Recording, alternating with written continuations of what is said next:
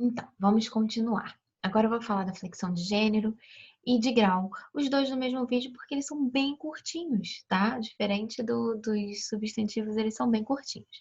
A flexão de gênero, mesma coisa se dá, que se deu no substantivo, né? Masculino e feminino, feminino e masculino. E aí, só que a diferença é que no substantivo a gente tem epiceno, sobrecomum, comum de dois gêneros.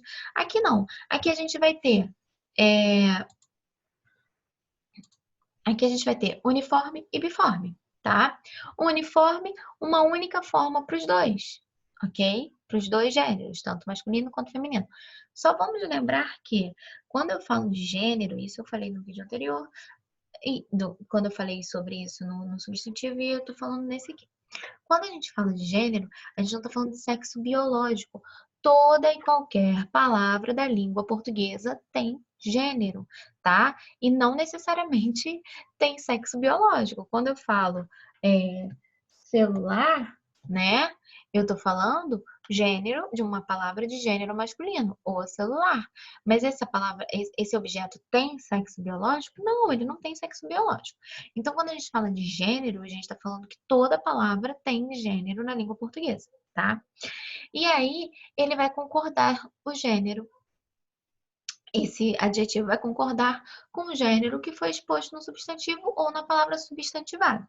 E aí nós temos dois casos, uniforme e biforme. Uniforme, única forma, né? Está se tornando até repetitivo, mas é o que acontece no substantivo também. E biforme, o prefixo bi, quer dizer dois, biforme, duas formas distintas, duas formas diferentes.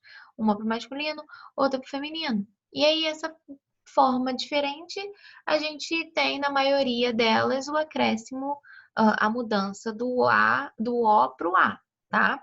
Então, vamos lá, uniforme, que substantivo que eu posso ter, né? Uniforme. O simples é uniforme, o fácil é uniforme, exercício fácil, tarefa fácil, exercício masculino, tarefa feminino. Inteligente, inteligente é um uniforme, né? O aluno inteligente, a aluna inteligente. Então, isso são substantivos uniformes, uma mesma característica, tanto para palavras do gênero masculino quanto para palavras do gênero feminino. Bom, vamos lá. Biforme é uma forma para cada um. Então, vamos lá. O embate duradouro, a guerra duradoura.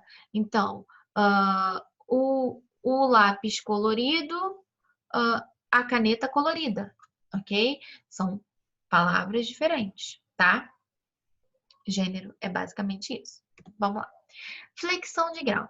A flexão de grau, só para a gente dar uma relembrada, no substantivo, ela é quanto ao tamanho, né? Pequeno, né? Tamanho normal e grande. Aí a gente fala de diminutivo, aumentativo, tá? Os adjetivos, a flexão dos adjetivos é um pouco diferente. É comparativo e superlativo. O superlativo, ele, em uma das formas dele, ele também não deixa de ser uma comparação, tá bom? Bom, vamos lá. A gente tem o grau comparativo.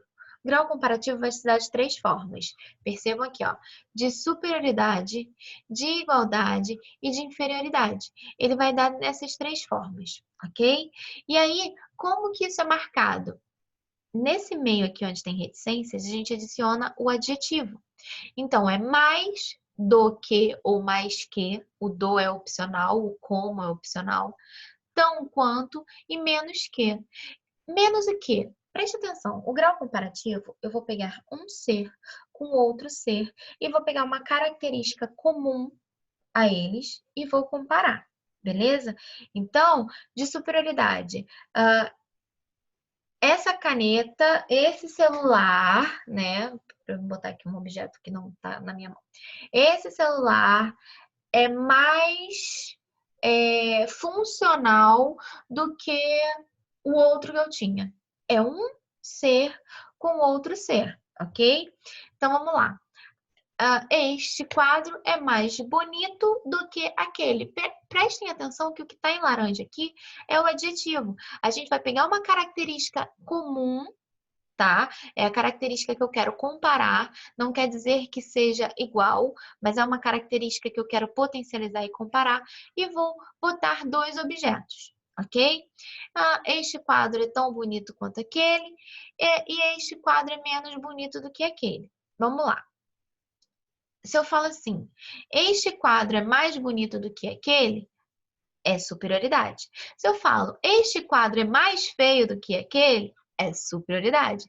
O que marca a superioridade? Essa palavra aqui que vocês vão ver mais pra frente, tá? Tão, quanto. Tão é uma palavra de intensidade, ok? Mas quando a gente usa tão quanto, a gente dá uma ideia de igualdade, tá? Menos inferioridade. Bom, a gente pode comparar duas características. Primeiro que a gente, quando faz isso aqui, a gente tem a forma sintética, tá? Por exemplo, forma sintética do mais bom, né? É o melhor. Então, este celular é melhor do que aquele. Este celular, não estou fazendo propaganda, ok? Este celular é melhor do que aquele que eu tinha, ok? Então, melhor é uma forma sintética, pior é uma forma sintética, menor é uma forma sintética, tá? Em algumas situações, olha aqui, ó, não se usa a forma sintética quando se compara dois adjetivos. Aqui eu estou comparando dois objetos, tá? Com uma mesma característica. Como assim não se tem a forma sintética? Exemplo, o doce que a Luísa nos ofereceu é mais bom do que ruim. Ou que ruim. O do é opcional. Mais bom do que ruim. Não é melhor do que ruim, tá? Eu não uso isso quando eu estou comparando dois adjetivos. Olha aqui, ó, bom e ruim. A Luísa é mais grande do que pequena, tá? A Luísa não, desculpa. A casa da Luísa. A casa da Luísa é mais grande que pequena. Então, ela não é maior do que pequena. Ela é se eu uso maior para comparar, tipo, a Luísa é maior do que a Juliana. Beleza. Agora, quando eu estou usando como comparativo, olha aqui, ó, grau comparativo, quando eu estou usando comparativo com dois adjetivos, eu não uso o sintético, tá?